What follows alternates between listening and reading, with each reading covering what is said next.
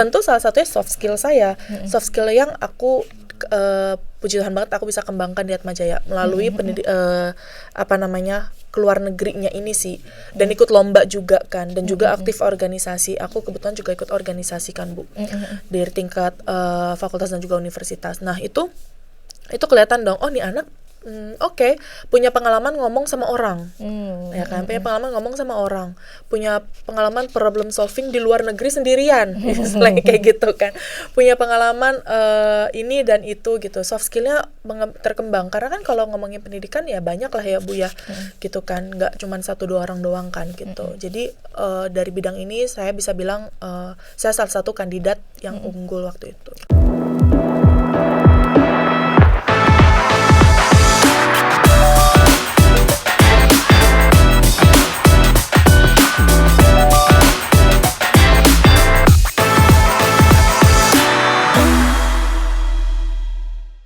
Halo, selamat pagi semuanya. Selamat datang di acara PDKT, Perkenalan dengan Kampus Atmajaya, edisi Fakultas Hukum. Puji Tuhan kita bisa berkumpul di Zoom meeting pagi ini. Bagaimana kabar teman-teman sekalian? Semoga dalam keadaan baik-baik saja. Ada pepatah mengatakan, tak kenal maka tak sayang. Maka perkenalkan, saya Putri Purbasari selaku dosen Fakultas Hukum yang akan memandu acara pagi hari ini. Nah, saya hendak mengingatkan bagi Bapak Ibu sekalian dan teman-teman sekalian yang sudah bergabung, jangan lewatkan kesempatan untuk mendapatkan diskon sebesar 25% untuk SPP ditambah 10 juta rupiah dan free biaya pendaftaran bagi peserta yang memproses pendaftaran dan konfirmasi dengan syarat dan ketentuan yang berlaku. Nah, saya pagi ini akan ditemani oleh salah satu alumni kebanggaan dari Unika Atmajaya khususnya Fakultas Hukum, yaitu Kak Jessica Corley. Kak Jessica Corley ini adalah mahasiswa angkatan 2013 yang lulus di tahun 2017. Selama perkuliahannya, Kak Jessica Corley mengikuti banyak event-event internasional. Salah satunya adalah ikut lomba MUN di India, lalu juga mengikuti pertukaran pelajar di University of Malaya, pertukaran pelajar di Thailand, dan pertukaran pelajar ke Pasmani Peter Catholic University, Hungari. Beliau juga melanjutkan studinya di China gitu ya, menggunakan China Government Scholarship Council, dan sekarang beliau ini lagi sibuk di China's Business Development at Eden, Indonesia. Selamat pagi Kak Jessica. Halo, selamat pagi. Oke, tadi kami udah bacain semua gitu ya petualangan kakak selama perkuliahan. Jadi saya udah gak sabar banget ini ingin tahu gimana sih kakak ini berkembang besar gitu ya di Unika Atmajaya gitu, dan bagaimana nanti karirnya ke depannya.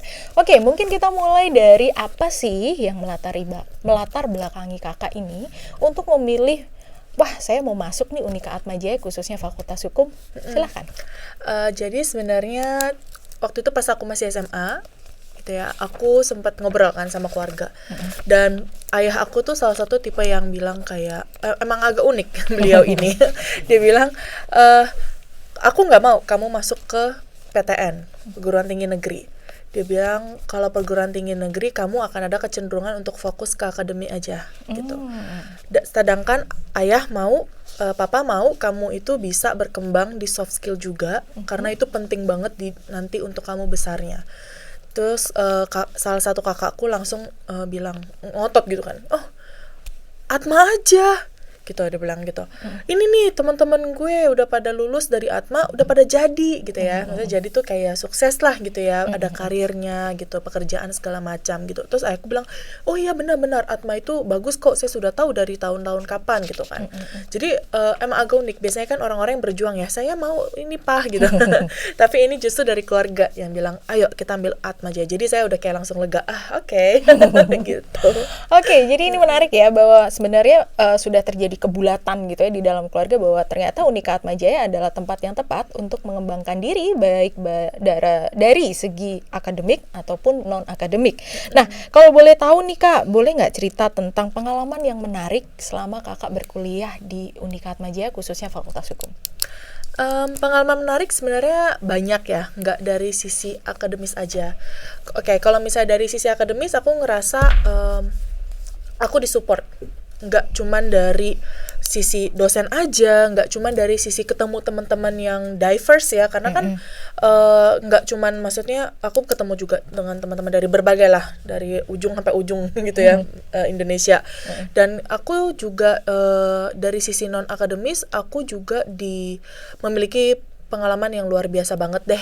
Nah, aku disupport dari Atmajaya, aku diberikan wadah untuk mengembangkan diri, baik dari sisi kalau kita mungkin bilang ekstrakurikuler kali ya, gitu ya, organisasi. Terus aku juga diberikan wadah untuk diberi kesempatan untuk ikut pertukaran pelajar dan juga lomba sampai ke luar negeri. Gitu sih, Bu. Oke, nice. Nah, Kak, kalau tadi Kakak sempat mention bahwa pernah ikut lomba gitu ya. Lombanya juga nggak main-main nih. Lombanya tuh lomba internasional di India gitu ya. Nah, itu boleh nggak sih ceritanya gimana peran atau support dari fakultas khususnya gitu ya untuk Kakak mengikuti program-program ini? Jadi aku ini kan jurusan hukum dengan hukum internasional ya, Bu. Dan pada saat itu Atmajaya juga ngedorong, ayo kamu ikut lomba. Dan dari hukum internasional salah satu lomba yang bisa diikuti itu adalah lomba MUN. Nah, lomba MUN itu lomba model United Nations. Jadi kita ini seperti delegasi untuk ikut ke acara PBB, forum PBB, untuk membahas suatu isu tertentu. Nah, aku kan ikut lomba kebetulan itu di India dengan tema bahas tentang nuklir lah gitu ya. Dan aku tuh di-assign jadi salah satu delegasi negara di Eropa. Nah, jadi aku belajar tuh yang namanya mulai dari riset, ya kan, riset negara ini dukung apa enggak sih terkait dengan isu nuklir, dan implementasinya seperti apa, dan kemudian rencana ke depannya seperti apa. Nah, itu kita bertemu dari teman-teman berbagai negara di dunia untuk ngobrolin, oke, kalau aku mewakili negara ini kira-kira apa yang akan aku ambil. Seperti itu. Jadi kan tentu ada pro dan kontra, dan bagaimana akhirnya kita outputnya adalah sebuah draft konvensi seperti itu. Jadi memang luar biasa banget sih, Bu, pengalaman. Dan itu kan lombanya ya. Nah, support dari Atmajaya itu nggak cuman dari imaterial, maksudnya kayak diberikan wadah, ayo ikut lomba segala macam. Tapi aku juga diberikan fully funded, Bu. Jadi aku lomba ke sana itu nggak bayar. Jadi free gitu ya. Free, betul. Oke. Nah, kalau ada dukungan tadi mungkin secara material dibiayai semuanya gitu ya. Kalau untuk saat lomba gini ya, ada dosen nggak yang membimbing supaya bisa membuat materi-materi yang berkualitas gitu, ada pembimbingan nggak dari dosen? Oh, tentu ada. Tentu ada, kita ditinjau juga lah gitu ya, Bu. Jadi kita kan nggak bisa dilepas kayak dibilang Atma kayak, nih kamu ikut lomba tuh dah gitu kan, enggak gitu. Tapi kan memang dikasih tahu, oh ini MUN tuh seperti ini loh. Nah, kemudian apa aja sih yang harus kita riset, dan kita tuh rembukan gitu. Saya masih ingat kok, kita ada beberapa kali di kafe gitu kan, waktu itu karena kan di luar jam kuliah waktu itu ya. Habis itu kita ngobrol di situ, terus kita kasih lihat penelitiannya seperti apa kayak gitu. Oke, berarti memang didampingin gitu ya. Betul. Baik material atau imaterial, materi perlombaannya atau saat pembiayaan dalam pelaksanaannya. Betul. Gitu ya. Wow, mantap. Nah, itu adalah terkait lomba nih. Nah, sekarang tuh kalau dilihat dari sepak terjang Kakak gitu, ada juga ini ada pertukaran pelajar yang banyak banget. Biasanya orang ke luar negeri tuh cuma satu universitas, ini 3 loh. Ada yang University of Malaya, ada yang ke Thailand, ada yang ke Hungari gitu. Boleh cerita dong ini gimana pengalaman ini? Oke. Puji Tuhan banget sih aku dapat kesempatan sampai 3 kali. Sebenarnya ini 3 kali ini 2 itu didukung sama Fakultas Hukum. Dan yang ke Thailand, jadi kan aku sempat tuh ke Thailand, ke Nakhon Pathom Rajabat University. Itu adalah program dari tingkat universitas. Jadi aku pergi 3 orang bersama dengan anak fakultas lain, seperti itu. Nah, untuk yang 2 ini, aku kan ke Malaysia, Bu, ke University Malaya. Kita itu berlima, dan kita berlima kan semua anak hukum ya. Nah, kita belajar tentang hukum internasional, lebih ke arah internasional, perdata internasional, pidana internasional, dan kita juga belajar perbandingan hukum. Seperti itu. Seperti apa sih kira-kira hukum mereka, dan implementasinya seperti apa. Itu selama 1 bulan itu, Bu, itu luar biasa banget kita belajarnya. Dan itu kan bukan dari kampus kita aja ya, juga ada dari negara lain juga. Seperti itu. Jadi, dan hubungan yang kita manage masih baik banget, Bu. Aku masih diundang ke salah satu pernikahannya mereka. Kemarin sore saya masih ngafe sama salah satu peserta juga gitu ya. Nah, selain itu yang terakhir tahun 2017 itu aku puji Tuhan aku dapat kesempatan juga, aku berangkat ke Hungaria mewakili Fakultas Hukum Unikat Majaya, mewakili Indonesia sebenarnya. Karena kita satu-satunya lah, kita bertiga satu-satunya dari Indonesia seperti itu. Itu juga kita belajar tentang iklim, Bu. Jadi iklim isu itu secara hukum internasional seperti apa, dan itu dosen yang dibawakan itu nggak kaleng-kaleng lah kalau kata orangnya gitu, dibawakan dari rektor ini, dan kita kan juga diundang ya Bu, dosen kita, dan kemudian juga ada salah satu yang kalau saya nggak salah ingat juga orang PBB juga yang datang, yang kayak gitu. Jadi benar-benar belajar insightful banget deh, kayak gitu, fruitful banget eventnya, kayak gitu. 1,5 bulan kita di sana. Wow, keren banget. Berarti di sana itu manfaatnya nggak cuma pergi ke luar negeri, dapat ilmu juga gitu ya, dapat pengalaman juga gitu ya. Nah, dan di sini nih kalau di info tadi full funded ya, jadi semuanya gratis gitu ya. Betul, semua gratis. Yang saya bayar cuman kalau saya pengen jajan. Nggak, semua dibayar. Oke, baik. Wah, itu menarik banget ya. Berarti kalau teman-teman sekalian memang punya passion gitu ya, punya keinginan besok pas kuliah gitu ya, saya pengen student exchange gitu ya, mau ke luar negeri belajar di sana, ternyata Unika Atmajaya khususnya Fakultas Hukum bisa memfasilitasi itu gitu ya bagi teman-teman sekalian untuk bisa pergi ke luar negeri belajar budaya di sana gitu. Dan tadi kalau dilihat pelajaran itu nggak ngomongin tentang undang-undang aja, ada tentang nuklir, ada tentang iklim gitu ya. Jadi kalau teman-teman sekalian belajar hukum tuh belajar apa aja, ternyata di seluruh kegiatan kita sehari-hari itu banyak banget dengan dekat dengan kehidupan perhukuman gitu ya. Jadi saya ingin mengingatkan bagi teman-teman sekalian untuk tidak melewatkan kesempatan gitu ya mendapatkan potongan SPP sebesar 25% ditambah 10 juta lagi dan free biaya pendaftaran bagi peserta yang melakukan konfirmasi dan pendaftaran hari ini gitu ya, dengan syarat dan ketentuan berlaku. Oke, nah kita lanjut. Tadi kalau kita diskusi tentang keseruan Kak Jessica pas waktu kuliah, kalau sekarang saya mau nanya nih tentang studi lanjut dan pekerjaan. Kakak ini kan sekarang tuh udah LLM gitu ya, lulusan luar negeri gitu, dan tadi udah diceritain bahwa kakak ini dapat full funded dari China government gitu ya, konsul untuk kuliah di Shanghai ya.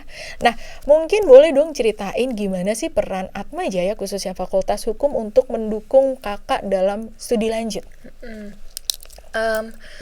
Jadi aku bingung gimana ceritanya, karena banyak banget ternyata.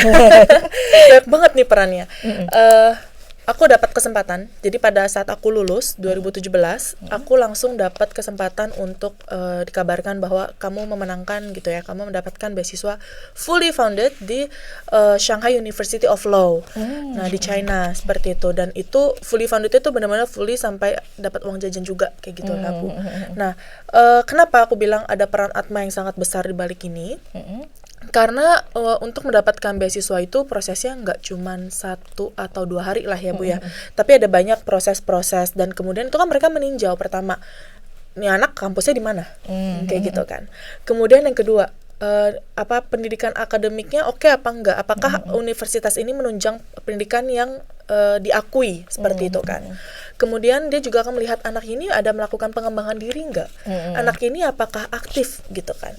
Nah, dan mungkin unsur lainnya ya, tapi yang ketiga ini yang paling besar, karena kan kemudian saya di China pun ngobrol sama teman-teman dari dosen-dosen dari International Office, dan itu kan juga ketahuan gitu kenapa adalah gitu yang ngomong-ngomong, ketahuan nih kenapa aku kepilih kayak gitu. Dan itu Atmajaya universitas yang unggul, statusnya oke gitu kan, diakui, kemudian pendidikannya juga oke gitu kan, nggak dosennya pun yang unggul-unggul gitu ya, yang luar biasa hebatnya kayak gitu. Dan kemudian Atmajaya pun memberikan wadah yang sebegitu banyaknya, sebegitu besarnya untuk murid-muridnya gitu ya, mahasiswa-mahasiswanya untuk mengembangkan diri, soft skillnya kayak gitu, baik dari tingkat fakultas, tingkat universitas seperti itu. Bahkan kan anaknya didorong gitu kan, ayo ikut ini gitu. Jadi kayak poin itu semua benar-benar ngebantu aku untuk bisa mendapatkan beasiswa ini begitu. Oke. Nah, ini aku yang bikin penasaran adalah kalau dari track record kakak nih ya, salah satu ini kakak bisa kerja di konsulat, ya kan? Nah, apakah kakak ini dapat chance untuk dapat kesempatan bisa kerja di konsulat ini salah satunya adalah karena sering pergi ke luar negeri? Enggak deh. Mungkin iya juga. Jadi begini.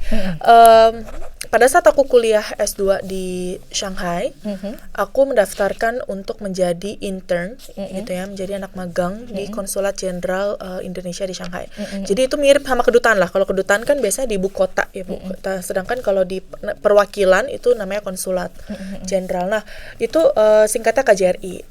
Nah, pada saat itu tentu KJRI akan melihat juga kan, ini anak latar belakang pendidikannya seperti apa, dan kemudian apakah dia pendidikannya juga oke gitu kan, dan kemudian dia punya pengalaman apa sih yang membuatnya saya yakin dia bisa menghadapi persoalan-persoalan yang ada di dalam KJRI seperti itu. Tentu salah satunya soft skill saya, soft skill yang aku puji Tuhan banget aku bisa kembangkan di Atmajaya melalui keluar negerinya ini sih, dan ikut lomba juga kan, dan juga aktif organisasi. Aku kebetulan juga ikut organisasi kan Bu, dari tingkat fakultas dan juga universitas. Nah itu kelihatan dong, oh nih anak oke, punya pengalaman ngomong sama orang, ya kan, punya pengalaman ngomong sama orang, punya pengalaman problem solving di luar negeri sendirian, misalnya kayak gitu kan, punya pengalaman ini dan itu gitu, soft skillnya terkembang. Karena kan kalau ngomongin pendidikan ya banyak lah ya Bu ya, gitu kan, nggak cuma 1-2 orang doang kan gitu. Jadi dari bidang ini saya bisa bilang saya salah satu kandidat yang unggul waktu itu. Wow, keren banget, keren.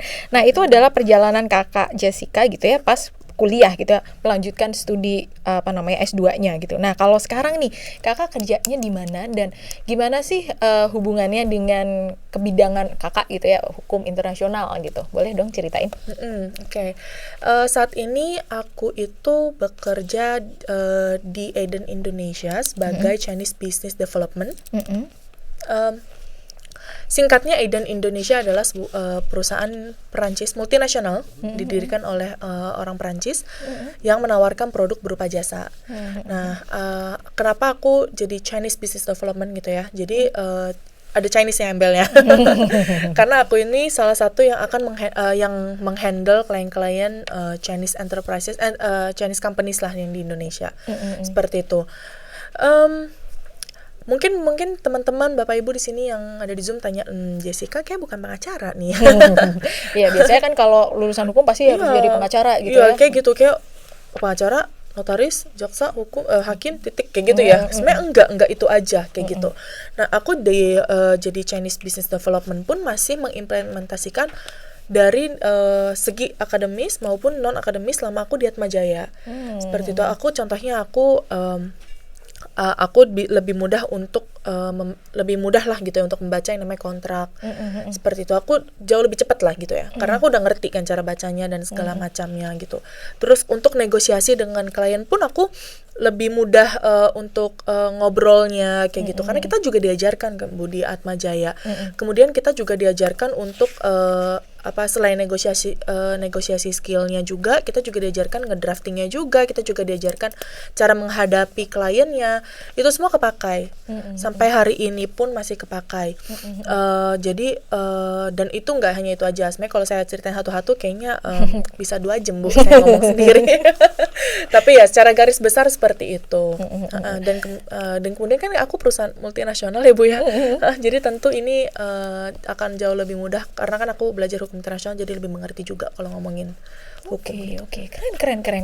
Jadi mungkin kita bisa simpulkan bahwa sebenarnya lulusan hukum itu nggak cuma jadi pengacara, hakim, jaksa gitu ya, tapi ternyata chance-nya lebih besar gitu ya, bisa jadi bahkan manajer ya sekarang ya gitu. Nah, artinya bekal-bekal ilmu yang teman-teman mungkin nanti bisa akan dapatkan saat berkuliah di Fakultas Hukum itu banyak banget manfaatnya. Kayak salah satunya ada perjanjian, membaca berkomunikasi dengan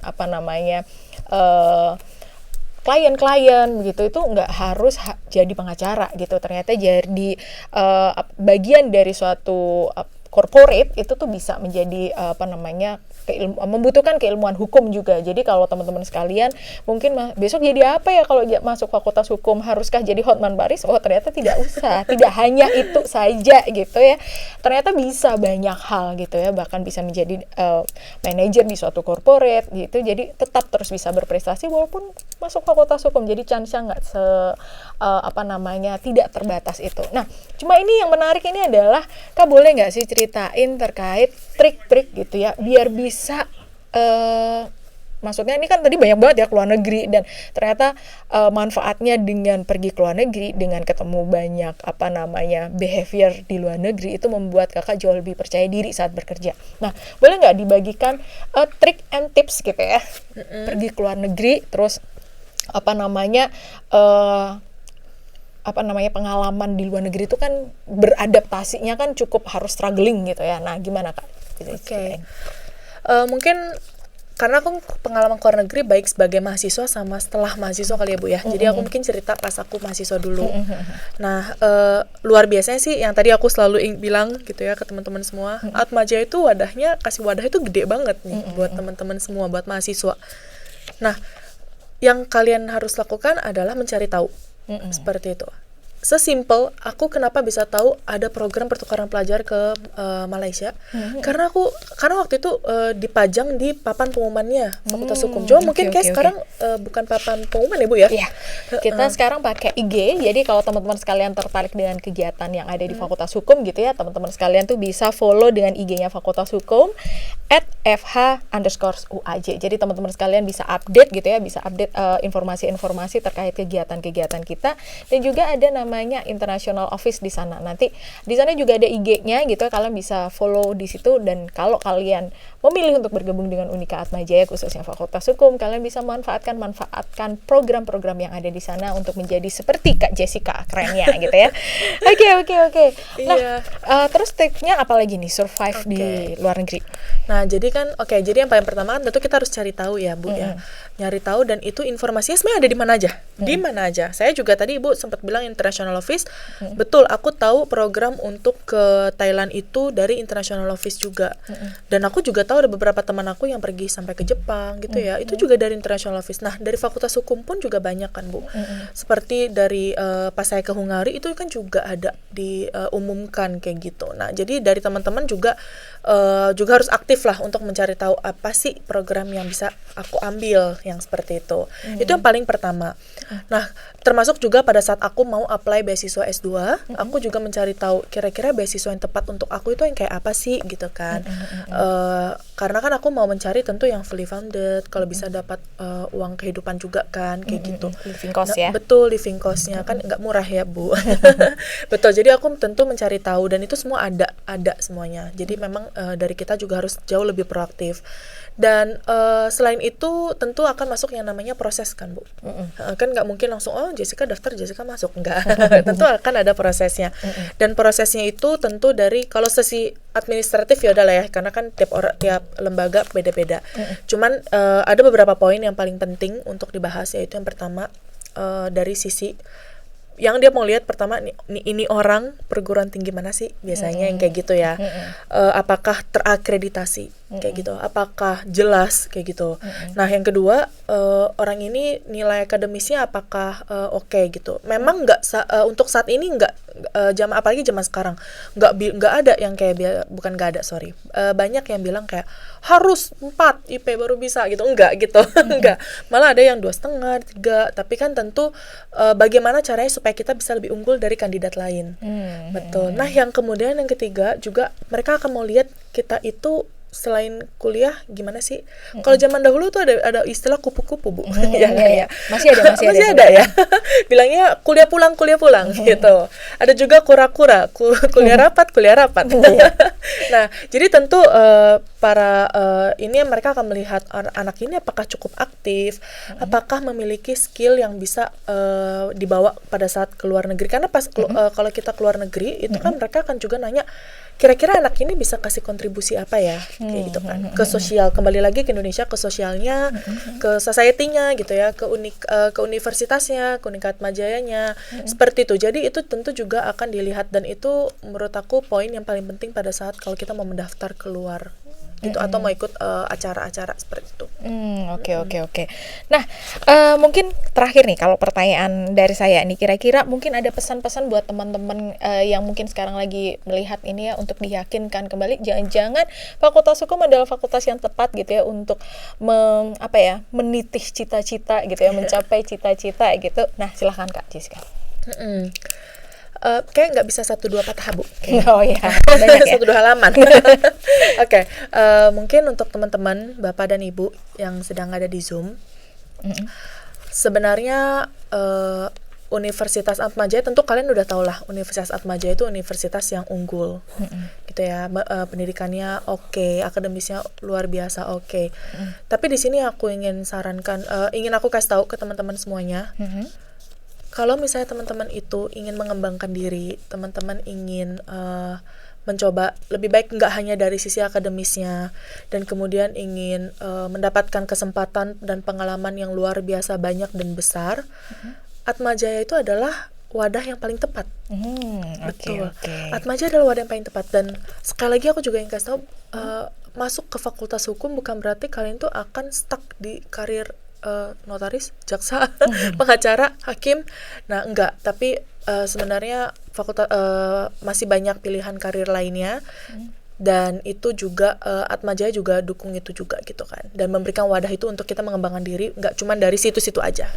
Oke, terima kasih Kak Jessica. Oke, tadi adalah diskusi yang sangat insightful gitu ya. Jadi yang mungkin kita bisa simpulkan bahwa ternyata pengalaman itu bisa didapatkan nggak cuma di dalam akademik, tapi juga non akademik gitu ya. Non akademik di sini kita salah satunya gitu ya, bisa mengikuti lomba, pergi pertukaran student gitu ya ke luar negeri gitu. Dan pada dasarnya Unika Atmajaya khususnya Fakultas Hukum itu memfasilitasi hal itu gitu. Tujuannya adalah membangun kepercayaan diri, berpikir kritis gitu ya, sehingga nanti itu nggak hanya stuck aja, Bu, berarti kalau jadi Fakultas Hukum harus jadi hakim, harus jadi pengacara, enggak, tapi ada opportunity yang sangat luas yang bisa teman-teman sekalian manfaatkan nanti kalau kalian itu selesai menempuh pendidikan menjadi lulusan Fakultas Hukum gitu ya. Wah, bagus banget. Nah, sekarang kita akan masuk sesi tanya jawab gitu ya. Jadi teman-teman sekalian atau Bapak Ibu sekalian yang bergabung melalui online ini dipersilahkan bisa mengajukan pertanyaan. Pertanyaan bisa melalui chat box atau raise hand gitu ya, bertanya secara langsung. Cuma saya mau menginfokan bahwa pertanyaan ini mohon dihubungkan dengan narasumber, karena yang nanti terkait pendaftaran dan terkait beasiswa itu nanti akan ada bagian tersendiri, yaitu ada di breakout room setelah sesi tanya jawab ini gitu ya. Breakout roomnya nanti ada breakout room yang disediakan oleh admisi. Oke, jadi dari teman-teman sekalian atau Bapak Ibu sekalian ada yang ingin bertanya, raise hand please gitu ya. Silahkan. Oke, di sini ada pertanyaan dari Kak Martin. Kak, boleh bagi tips and trick biar bisa ke luar negeri? Karena pasti nggak semua bisa ke luar negeri dari segi nilai atau seleksi. Tadi kayaknya udah disampaikan sama Kak Jessica, tapi boleh dong diulangi lagi tips and tricknya tuh selain mencari informasi gitu ya, gemar-gemar mencari informasi, terus ada apa lagi nih? Oke. Jadi mungkin diulang dikit nggak apa-apa ya. Nggak apa-apa. Jadi sebenarnya tips and trick untuk bisa keluar negeri itu kan tentu dimulai dari kita mencari informasi, begitu ya. Cari informasi. Kalau dari kalau dari Fakultas Hukum Atmajaya dan juga dari tingkat universitas bisa melihat melalui platform Instagram dari Fakultas Hukum, Instagram National Office, Instagram Unika Atmajaya.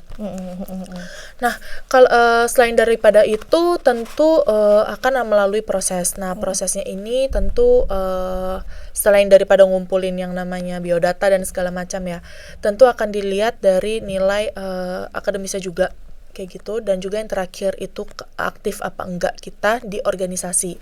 Makanya tentu teman-teman di sini yang nanti akan masuk gabung ke Unika Atmajaya akan merasakan bagaimana Unika Atmajaya itu memberikan dorongan gitu ya, ayo aktif organisasi, karena skill itu nggak cuma dikembangkan dari akademis, tapi juga dikembangkan dari soft skill berorganisasi seperti itu. Jadi itu poin yang paling penting sih kalau menurut aku. Memang mungkin bisa dibilang nggak semua orang bisa keluar negeri ya, tapi ada wadah Ada wadah di mana disediakan ke luar negeri secara full funded, jadi kita nggak bayar lah gitu ya Bu. Kalau saya ngomong kasarnya nih mohon maaf semuanya. Tapi kalau saya waktu itu kalau ke Eropa amit-amit gitu ya kentut bayar ya dibayarin sama Atma seperti itu. Oke. Nah, saya juga menambahkan mungkin teman-teman sekalian ini lagi udah sering banget di universitas-universitas lainnya gitu mengenalkan MBKM. Nah, di Fakultas Hukum juga begitu. Kami kemarin sudah melakukan MBKM gitu ya. Baik bentuknya pertukarannya baik di dalam negeri ataupun di luar negeri gitu. Jadi pertukaran ini merasakan pengalaman berkuliah di universitas lain selama 6 bulan tertentu begitu ya. Nanti kemudian apa yang dipelajari di sana bisa dikonversikan di sini. Ini sama kayak pertanyaan Kak Martin gitu ya, Pak. Kak Martin tanya, kalau nanti di luar negeri boleh nggak dikonversikan pembelajaran yang di sana ke Indonesia? Itulah yang terjadi di Fakultas Hukum. Jadi sampai di sana gitu ya, di luar negeri, sampai di sana itu maksudnya sampai di luar negeri belajar dalam sekian semester itu bisa dikonversikan ke mata kuliah kami gitu. Nah, gimana caranya? Biasanya sebelum berangkat mahasiswa ini akan mencocokkan kurikulum gitu ya, mencocokkan di sana belajar tentang pidana internasional, di sini juga. Kurikulum kami itu sudah menyesuaikan dengan bagaimana perkembangan perkuliahan di luar sana, sehingga saat nanti terjadi event-event seperti MBKM, pertukaran pelajar ke luar negeri, itu tuh bisa match gitu. Jadi nggak mata kuliahnya di sana nggak bisa dikonversikan di sini, itu nggak terjadi gitu. Jadi memang kurikulum yang ada di Fakultas Hukum itu sudah mencocokkan dengan perkembangan universitas baik yang di dalam negeri dan di luar negeri, sehingga di sana itu pas ke luar negeri itu nggak wasting time, jadi udah langsung bisa dikonversikan ke nilai-nilai yang ada di nilai dan mata kuliah yang ada di Fakultas Hukum gitu sih. Ini semoga menjawab pertanyaan Martin ya. Jadi kalau student exchange bisa nggak sambil kuliah? Bisa. Beberapa kami telah mengantar beberapa mahasiswa yang mencoba berkuliah di sana. Salah satunya adalah salah satu mahasiswa yang ke Boston University melalui ISMA gitu ya, dan mahasiswa tersebut itu mengkonversikan 20 SKS-nya ke Indonesia. Jadi namanya mahasiswa kami itu adalah Sabela gitu ya, mahasiswa aktif masih sekarang, dan itu mengkonversikan mata kuliahnya yang udah di Boston University, tahu ya Boston University, oke. Nah, di Boston University mengkonversikan 20 mata kuliahnya ke Indonesia dan tanpa permasalahan. Jadi artinya itu menunjukkan bahwa ternyata kurikulumnya Fakultas Hukum itu udah sesuai nih sama Boston University. Jadi nggak ada problem saat ada mata kuliah di sana itu bisa dikonversikan ke Indonesia, khususnya Fakultas Hukum. Oke, ada lagi nggak pertanyaan dari teman-teman sekalian? Ada yang mau raise hand atau di kolom chat? Adakah? Oke, kalau tadi kakak sambil kita nunggu ya, ada pertanyaan atau enggak gitu ya kak. Ini nih saya lagi penasaran ini. Kakak ini kan pergi ke ke Hungari, pergi ke ke Thailand gitu ya. Kemudian, nah itu tuh berapa lama di sana? Oke. Masing-masing 1,5 bulan Bu, sekitar 1,5 bulan. Tapi kalau untuk yang Hungari, dia kan jatuhnya sebenarnya kalau untuk Konpatom di Thailand, kita ini belajarnya lebih ke arah seni budaya. Tuh, jadi kita mentukarkan budaya Indonesia dibawa ke sana, kemudian mereka juga memperkenalkan budaya dan bahasa ke kami. Seperti itu. Nah, kalau untuk yang Malaysia, kami itu belajar lebih ke arah ke perbandingan hukum. Jadi kita belajar pidana internasional, perdata internasional gitu ya, tata negara internasional. Jadi memang kita belajarnya membandingkan gitulah ya, dan kita juga di situ mempresentasikan seperti apa sih hukum yang ada di Indonesia. Nah, kalau yang menarik ini yang terakhir, yang ke Hungari. Nah, saya ke Eropa, itu ke Hungari, kita belajar iklim, dan pas pulang saya mendapatkan yang namanya diploma, sertifikat diploma. Jadi status saya juga ada sertifikat diploma, ada diplomanya terkait dengan iklim. Ada IPK-nya juga, betul. Jadi juga ada pengujiannya gitu kan, di tes, diuji, penguji exams gitu ya. Kemudian ada juga yang praktek ujian juga gitu ya. Nah, nanti at the end-nya terakhirnya dikasih lihat nilai kita berapa. Seperti itu. Puji Tuhan sih aku dari nilai mereka fullnya kalau nggak salah 5. Dan aku dapat 4,5 4,6 gitu. Oke, kalau di sana nilai IPK tertinggi 5 gitu ya, kalau di Iya, sini 4 gitu ya. betul. Oke. Nah, tadi saya dapat info juga kalau selama perkuliahan gitu ya, dirimu juga dapat beasiswa gitu ya, beasiswa yang buat mahasiswa yang ini ya, yang IPK-nya bagus gitu ya. Nah, itu buat kalau tambahan informasi teman-teman sekalian gitu ya, kalau di Unika Atmajaya memang kami menyediakan beasiswa, berbagai jenis beasiswa yang baik untuk camaba ataupun mahasiswa aktif. Jadi teman-teman sekalian kalau di Atmajaya khususnya Fakultas Hukum nanti bisa nggak dapat beasiswa? Bisa banget gitu ya. Dan ada ada biro beasiswa sendiri yang mengurus terkait itu. Jadi teman-teman sekalian kalau tertarik pengen mencari beasiswa bisa ke biro beasiswa, dan salah satu mahasiswa kami gitu namanya Kak Raga gitu ya, itu adalah menjadi ketua mahasiswa untuk beasiswa. Jadi artinya chance untuk mendapatkan beasiswa itu sangat besar juga di Atmajaya. Jadi nggak perlu takut, nggak perlu ragu gitu ya kalau mengalami kendala terkait keuangan gitu. Jadi kami ini artinya itu bagian yang sesuatu yang harus disikapin, dan kami menyikapinya dengan memberikan beasiswa ada beberapa jenis gitu ya. Jadi bisa di-apply sesuai dengan kebutuhan. Nah, ini pertanyaan terakhir. Aku masih kelas 11 nih, Kak. Yang tahun depan akan berkuliah. Bagaimana cara mempersiapkan memilih peminatan di jurusan hukum? Mohon insight. Oke. Peminatan di hukum, kalau Kak Jessica ini peminatannya hukum internasional. Kalau di hukum sendiri kita punya ada 5 peminatan, ada pidana, ada perdata, ada HTN, ada ekonomi bisnis, dan terakhir adalah hukum internasional. Kalau kalian suka bicara tentang hubungan negara satu dengan satunya kayak kemarin Kroasia sama Rusia, ini menarik nih. Berarti kalian ini satu jalur nih, satu frekuensi sama Kak Jessica ini, jurusan internasional. Tapi kalau kalian ngomongin tentang kemarin bagaimana proses Brigjen J terbunuh. Nah, itu berarti kalian suka dengan tentang pidana gitu ya, bagaimana proses pengadilan kemarin, ada kasus-kasus yang terkait tentang KPK. Nah, itu kalian ada jalur pidana. Tapi kalau kalian tertarik dengan yang namanya pembebasan lahan di mana gitu ya, atau perjanjian dengan siapa gitu, itu kalian ada di peminatan perdata. Kalau kalian tertarik dengan namanya kemarin yang RUU KUHP, bagaimana membuat undang-undang, berarti kalian itu ada di HTN. Dan kalau kalian tertarik dengan bagaimana membuat perjanjian perdagangan dengan Cina, atau bagaimana perlindungan hak merek, nah itu kalian ada di ekonomi bisnis. Mungkin dilihat dari peminatan kalian mana. Kalau kalian lihat berita yang lebih interest, melihat proses penyidikan KPK gitu ya, atau pemukulan seseorang gitu ya, berarti kalian bisa ada di pidana. Atau kalian lihat dari, wah saya suka ini bicara tentang bisnis, nah kalian bisa aja di ekbis. Nah, itulah cara menentukannya. Oke, kalau Kak Jessica boleh? Kalau aku waktu itu aku sebenarnya galau, Bu. Oh, oke. Aku galau. 3 malah galaunya. Perdata kah, hukum internasional kah, atau ekonomi bisnis? Kan sebenarnya ada pidana sama tata negara ya waktu itu kan. Tapi aku mikir kayaknya pidana sama tata negara aku nggak gitu kesana. Nah, jadi aku galau tuh 3 itu. Gitu. Terus tapi pada saat itu kenapa akhirnya memutuskan untuk ambil hukum internasional? Jadi di semester awal-awal kan kita tentu belajar semua ya, Bu ya, kan namanya semester awal semua belajar fondasinya, belajar ini ini tuh apa aja gitu kan. Nah, di situ aku baru menyadari bahwa aku lebih tertarik ngebahas konvensi.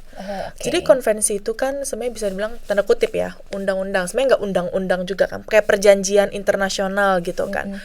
Tapi kok lebih nggak ke arah yang perdata. Kalau perdata itu kan perorangan kan, ngomongin aku nikah sama warga luar negeri, aku atau dagang sama orang luar negeri gitu kan. Tapi ini aku ngomongin, aku suka bahas yang namanya PBB sama negara gitu kan, ya, atau ngomongin negara atau dengan negara gitu. Aku lebih tertarik waktu itu ngomongin hukum laut sebenarnya. Aku sangat tertarik ngomongin hukum laut. Sedangkan saya punya teman yang ngomongin hukum antariksa. Ini emang agak di luar ini ya pemikiran gitu kan.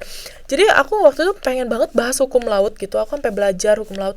Dan kemudian tapi pada akhirnya setelah melalui berbagai proses gitu ya, aku malah ujung-ujungnya lebih tertarik dengan patennya ASEAN.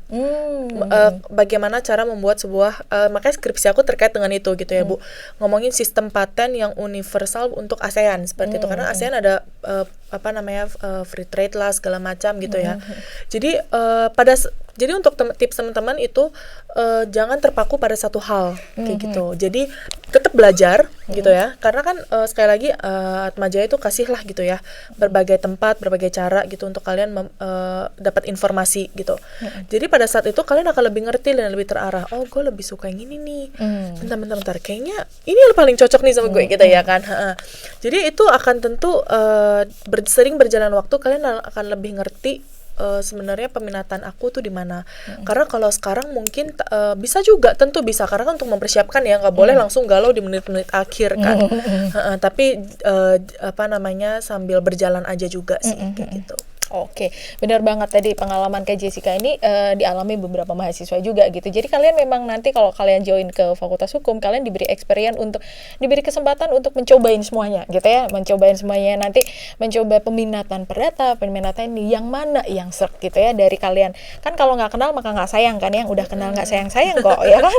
Nah, makanya diberi kesempatan untuk melakukan itu gitu. Iya. Jadi kalian apakah boleh nanti saya berpindah haluan? Boleh banget, karena ini memang saatnya kalian mencari yang mana yang cocok dengan kalian gitu ya.